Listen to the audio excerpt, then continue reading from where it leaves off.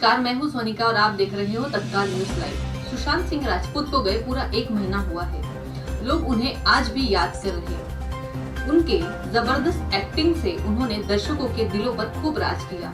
वो हमारे दिलों में हमेशा जिंदा रहेंगे। सुशांत सिंह मर्डर केस में अभी पूरी तरह कोई भी खुलासा नहीं हो पाया है। सुशांत सिंह सबसे अलग एक्ट्रेस थी। उन्होंने कभी भी किसी का दिल नहीं दुखाया। फिल्मी दुनिया से उन्हें भले ही कितना अपमान क्यों ना सहना पड़े, लेकिन उन्होंने दर्शकों के दिल में अपनी अलग जगह और खास जगह बनाई है। आइए हम जानते हैं ममता काले से, जो एक पॉलिटिकल एनालिस्ट है, उन्होंने कैसे बॉलीवुड की धज्जियां उड़ाई है। सुशांत सिंह राजपूत को हमारे बीच से गए हुए 1 महीना हो चुका है। 14 तारीख ही है और आज ही के दिन रिया चक्रवर्ती, जो उनकी गर्लफ्रेंड थी, आज उन्होंने अपने इंस्टाग्राम पे उनके साथ पोस्ट डाली और कहती हैं कि मैं उन्हें मिस कर रही हूँ।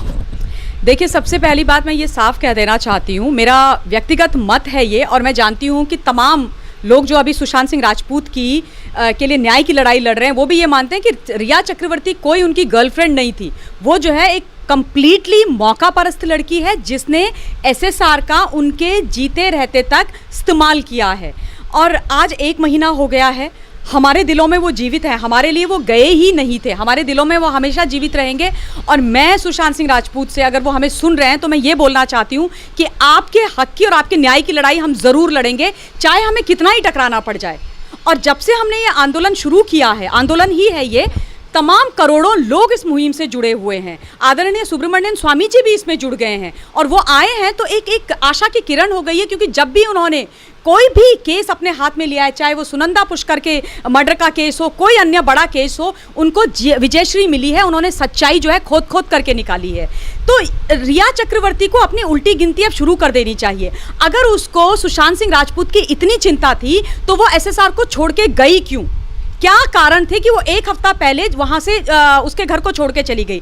जो जानकारी हमें मिल रही है, बहुत सारे लोग हैं जो ट्विटर के माध्यम से या डीएम करके या मैसेजेस के माध्यम से मुझे ये सूचनाएं भेजते हैं कि उसको महेश भट्ट का फ़ोन आया था और महेश भट्ट ने उसको बोला था कि तुम वो घर छोड़ करके निकल जाओ। इसका मतलब इन लोगों को पूरी जानकारी थी, पूरी हिंट थी कि एसएसआर के जीवन में क्या हो रहा है। मैंने आपके साथ पिछली बार वार्तालाप करते हुए भी ये बात बोली थी कि पुलिस को दोबारा से रिया चक्रवर्ती को इंटरोगेट करना चाहिए, क्योंकि 50 सिम कार्ड उसने क्यों बदले हैं। अगर इसकी जानकारी उनको चाहिए तो वो रिया चक्रवर्ती के अलावा कोई और नहीं दे सकता है। वो उस पूरे कार्यकाल में सुशांत सिंह राजपूत के साथ थी।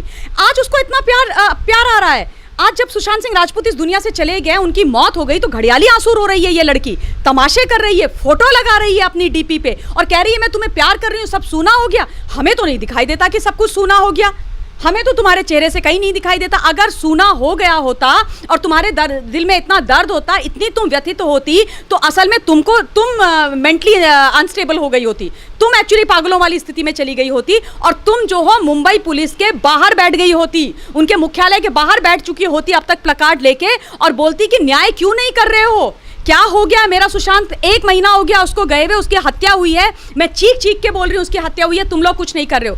ये तो रिया चक्रवर्ती करती नहीं है और तमाशे आकर के कर रही है। मतलब 2 लोगों को घुमाने की कोशिश कर रहे हैं। क्या मतलब, क्या समझे हम? किसी से पैसे खा करके बैठी हैं क्या? ये सच्चाई छुपाने की कोशिश कर रही है। और अगर इनको ये गलतफहमी है कि जनता इनका जो त्रिया चरित्र रूप है ना, वो देख नहीं रही है, ये गलतफहमी अपने दिमाग से निकाल करके फेंक दे। दूसरी बात जो मैं मुझे बहुत वेदना होती है देखकर श्रेयन, वो ये है कि ये बॉलीवुड, मुंबई, माया नगरी, इसके बड़े बड़े सो कॉल्ड अभिनेता जो कहते हैं कि हम सुपरस्टार्स हैं, हम तो बहुत बड़े लोग हैं, हमने बहुत नाम कमाया है, सबके सब अपने घरों में बंद हैं।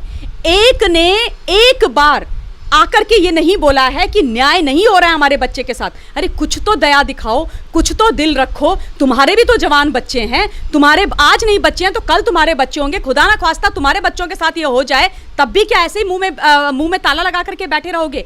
1 महीना हो गया, किसी ने बाहर आकर के ये बात नहीं बोली है कि सुशांत सिंह राजपूत की हत्या है, उसका सीबीआई इन्वेस्टिगेशन होना चाहिए। देखिए, साफ सी बात है, अगर मुंबई पुलिस इसको इन्वेस्टिगेट कर रही है और वो पुलिस जो है उन्हीं लोगों के खिलाफ इन्वेस्टिगेशन कर रही है जो इसमें शामिल हैं, तो दबाव तो मुंबई पुलिस पर है ना।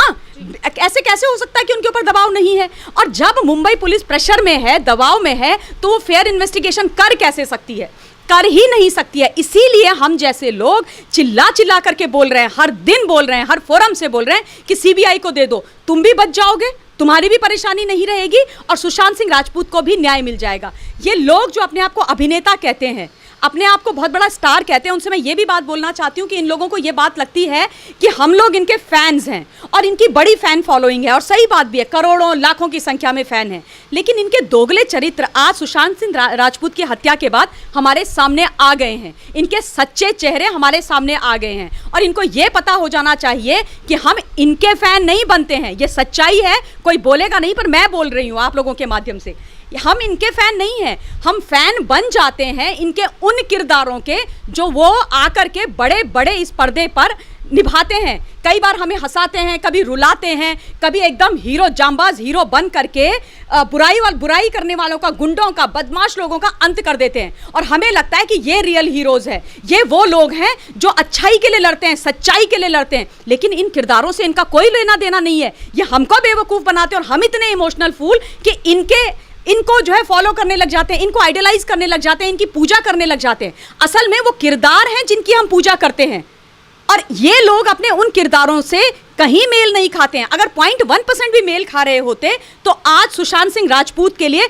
कहीं आकर के तो खड़े होते, कहीं आकर के तो लड़ाई लड़ते। लेकिन इतने झूठे लोग हैं, ये शर्म नहीं आ रही इन लोगों को, दया नहीं आ रही है इन लोगों को। और ये क्या सोच रहे हैं कि जो ये गंदा खेल बॉलीवुड के अंदर चल रहा है, जिसका पर्दा फाश हो गया है बाय द वे अब यहाँ की जनता, हिंदुस्तान की जनता चुप बिल्कुल नहीं बैठने वाली है। आज 1 महीना हो गया है, लेकिन हमें ये लगता है कि कल ही हमारा बच्चा गया है और हम उसकी लड़ाई लड़ेंगे, हम थकेंगे नहीं, थकने वाली बात ही नहीं है ये। क्योंकि बॉलीवुड में ये गंदगी बहुत समय से हो रही है। जिया खान को इन्होंने ऐसे मारा, कई तमाम ऐसे एक्टर्स हैं जिनको ये मारते रहे, परवीन बॉबी को मारा इन्होंने, दिव्या भारती को मारा, बाकी लोगों ने भी सुसाइड कमिट करी है। अब क्या पता उनकी सुसाइड के पीछे क्या सच्चाई है, भगवान जाने।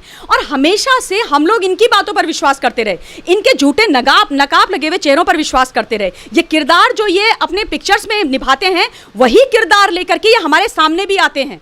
ये केवल अपने घर के अंदर अपने असली लोग होते हैं, जब भी हमारे सामने आते हैं ना, तब ये कोई ना कोई किरदार खेल रहे होते हैं। ये सच बात है और इसीलिए हम इनको विश्वास करते रहे कि ये जो बोल रहे हैं सच है। क्या कहते हैं, इसका भी इसने भी आत्महत्या करी होगी। लेकिन जिया खान के केस के बाद से हलचल आरंभ हो गई थी और सुशांत सिंह राजपूत की मृत्यु के बाद, उसके कत्ल के बाद ये बात साफ हो गई है कि ये कितने गंदे लोग हैं, कितने मक्कार हैं। ये किसी की जिंदगी लेने में 1 सेकंड का समय नहीं लगाते हैं, इनके दिल में दर्द नहीं उठता है। मैंने फिर से ये बात बोलूंगी कि नेपोटिज्म, ग्रुपिज्म, अंडरवर्ल्ड, ये जिसका भी काम है या इन तीनों का मिश्रण है, तो क्यों नहीं सच्चाई सामने आनी चाहिए, क्यों नहीं सच्चाई लोगों को पता होनी चाहिए। आखिर पता तो चले कि हमारा वो बच्चा गया कैसे। और दूसरा बात, मैंने ट्वीट भी करी है ये बोलना बिल्कुल गलत है कि वो सिर्फ एक एक्टर था, वो हिंदुस्तान के लिए एक एसेट था। वो बच्चा जो हिंदुस्तान में एजुकेशनल जो तरीका है, एजुकेशन का तरीका है, उसको बदलने की कोशिश कर रहा था। वो बच्चों को टेक्नोलॉजी पढ़ाने की कोशिश कर रहा था, वो बच्चों के इमोशनल कोशेंट के ऊपर काम करने की बात कर रहा था। उसने बहुत सारे ऐसे मॉड्यूल तैयार करके रखे हुए थे। वो उसका ये मानना था, उसका इंटरव्यूज अगर आप सुनेंगे तो आपको उस बच्चे से प्यार होने लगेगा, सम्मान उसके लिए दिल से निकलता है। और इसीलिए जितना मैं उसको सुनती हूँ, जितने मैं उसकी चीज़ें पढ़ती हूँ, मेरे मन में एक अशांति सी हो जाती है कि ये लड़का कैसे चला गया, क्यों चला गया, और धिक्कार होगा हम पर, लानत होगा हम पर कि हम चुपचाप बैठ जाएं। वो बच्चा जो ऐसी बातें करता था, उसके इतने बड़े बड़े विजन थे इस देश के लिए, अपने लिए नहीं, इस देश के लिए। वो हिंदुस्तान के बच्चों को एजुकेट करने की बात कर रहा था, उनके इमोशनल कोशेंट की स्टेबिलिटी की बात कर रहा था।